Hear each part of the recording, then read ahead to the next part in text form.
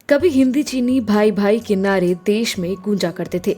इसी का फायदा उठाकर चीन ने भारत को अपने सामान से लाद दिया था। यही नहीं, पिछले 1 साल पहले लद्दाख की गलवान घाटी में भारत चीन के सैनिकों के बीच हुई खूनी झड़प के बाद दोनों देशों के रिश्ते में तनातनी बढ़ गई। इस झड़प में भारत के कई जवान शहीद हो गए थे।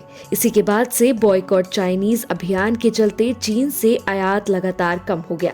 इतना ही नहीं, सीमा पर खूनी झड़प किए जाने के बाद भारत सरकार ने टिकटॉक, अली एक्सप्रेस समेत कई चाइनीज ऐप्स को बैन कर दिया था। गलवान घाटी में हुई हिंसक झड़प में 20 भारतीय सैनिकों की शहादत पर देश भर में गुस्सा था और कई बार चीनी उत्पादकों के बहिष्कार की भी अपील की गई थी। एक सर्वे के मुताबिक ऐसे 43% भारतीय हैं जिन्होंने पिछले 12 महीनों में चीन में बना कोई भी उत्पाद नहीं खरीदा है। Community social media platform local circles के सर्वे के मुताबिक जिन लोगों ने चीन में बने उत्पादों की खरीद भी की है, उनका कहना है कि ऐसा उन्होंने 1 से 2 बार ही किया है। जिन लोगों ने सामान खरीदा उनमें 70% का कहना था कि उन्होंने प्रोडक्ट के मुकाबले उसकी कीमत को देखते हुए यानी किफायती की वजह से सामान खरीदा।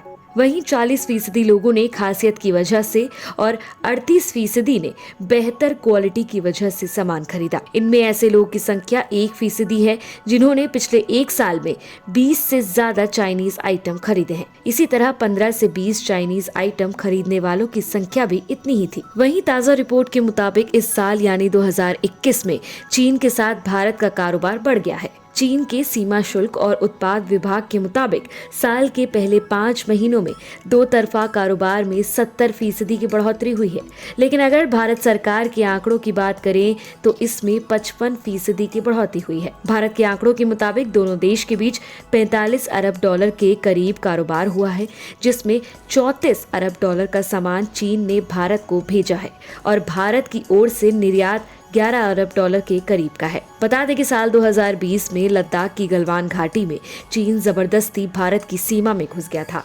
इस दौरान भारत चीन के सैनिकों के बीच खूनी झड़प हो गई थी। इस झड़प में भारत के कई जवान शहीद हो गए थे।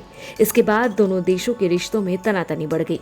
हिंसक झड़प से 1 महीने पहले चीन ने भारत के साथ सैन्य स्तर की वार्ता शुरू की थी। उसके बाद दोनों के बीच 11 बार सैन्य कमांडर स्तर की वार्ता हुई। आज भारत चाहे तो चीन पर बड़ा आर्थिक दबाव बना सकता है। अगर चीन से होने वाले आयात को नियंत्रित किया जाए और उसकी कंपनियों को भारत में कारोबार करने से रोका जाए तो चीन को बड़ा आर्थिक नुकसान हो सकता है। भारत को सैन्य दबाव के साथ साथ आर्थिक और कूटनीतिक दबावों के विकल्प के बारे में गंभीरता से विचार करना चाहिए। हमारा वीडियो पसंद आया हो तो इसे लाइक, शेयर, कमेंट जरूर करें। हमारे चैनल को भी जरूर सब्सक्राइब करें।